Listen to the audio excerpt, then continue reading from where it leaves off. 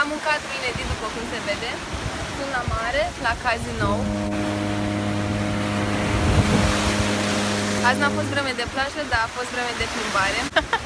Ce? Ia uitați ce valuri avem aici. Ia uitați ce avem aici. Ce avem aici așa. De ce n-ai mai făcut vlog, Cristina? N-am mai făcut vlog deoarece și pentru că sunt o irresponsabilă. 5, stai jos. Merit pedepsită.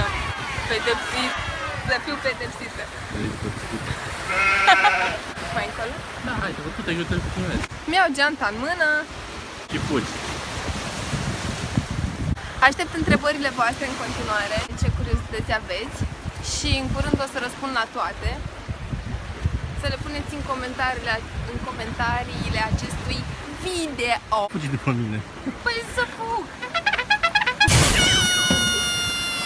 Că te ascult într-un totul. Așa, altceva? Altceva.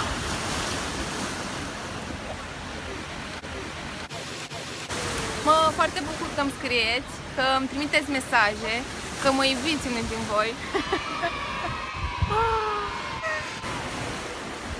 Vă super pup de la super marea noastră, de Coasta de Azurai.